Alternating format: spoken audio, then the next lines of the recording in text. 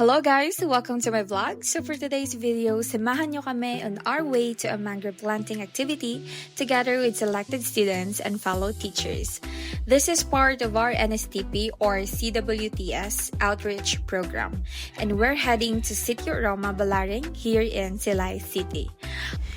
Honestly, first time ko mag-voice over, so bear with me guys ha, pero let's go! So ayan nga guys, pagdating namin sa place, hindi pa pala dun yun. Naglakad pa kami ng medyo malayo papunta sa tinatawag nilang Pasil, which is the area kung saan kami magtatanim ng mangroves kasi mahabaw daw yung sandbar doon. Grabe guys, sobrang init na talaga habang naglalakad. As in, ramdam mo yung araw, parang free sauna session na kami.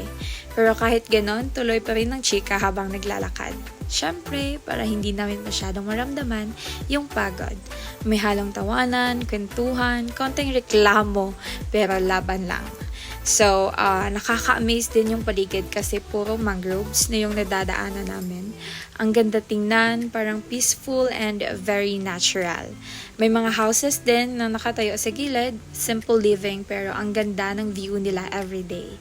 Tapos guys, imagine mo yon, yung hangin, medyo fresh kahit mainit, tapos maririnig mo pa yung tubig at mga ibon. Parang ang sarap tumira dito pero syempre, ready ka dapat sa init. Buti na lang may kasama kaming tour guide and some locals na tumutulong sa amin. Habang papalapit kami sa mismong area, mapapansin mo na konti na lang yung mga bahay, parang mas nagiging untouched yung lugar. At this point, napaisip na lang ako, worth it ba to? And the answer is yes, kasi hindi lang ito basta lakad, may purpose to. So here we are guys, finally nandito na kami sa area and ang ganda talaga ng lugar. According sa locals, marami din daw pumupunta dito tuwing San Juan and other occasions para maligo and magbonding with family and friends. And honestly, gets ko kung bakit. Ang peaceful, ang natural, and parang ang sarap bumalik ulit dito.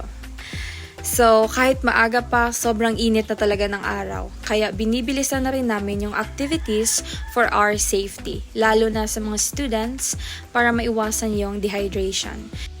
Reminder guys, always bring water, magpahinga kapag kinakailangan, and listen sa inyong katawan. But more than the experience, this activity reminded us kung gaano ka-importante yung kalikasan. Mangroves are not just plants, they protect our coastal areas from strong waves and flooding. They also serve as home for many marine animals. So simple actions like planting mangroves can actually make a big difference. If we want a better future, we need to start taking care of our environment now.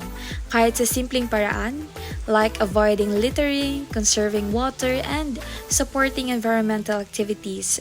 Malaking tulong talaga yon. Always remember guys, we don't just live on Earth, we take care of it. So ayan guys, kasama ko rin dito si Miss MJ. Nagbabardagulan lang kami habang naghihintay sa iba na matapos magtanim. As you can see, outfit check, pinapakita namin kung ano yung laman ng bag namin. Kung ano-ano lang dala namin, 'di ba? Actually, more on trip-trip lang talagang part na to. Nag-video lang kami, nagkulitan, and just enjoying the moment together. Kahit pagod at mainit, masaya pa rin kasi kasama mo yung mga taong game lang sa lahat. Diba? And that's it for today's vlog guys. Today, we learned that helping the environment doesn't have to be big again. Even small actions like planting a single mangrove can create a positive impact. At the same time, we also realize how important teamwork, patience, and appreciation sa nature. So ayan guys, thank you so much for watching. I hope you enjoyed and learned something from this vlog. Don't forget to like, share, and subscribe for more videos. So yun lang po muna. Bye! See you in my next vlog.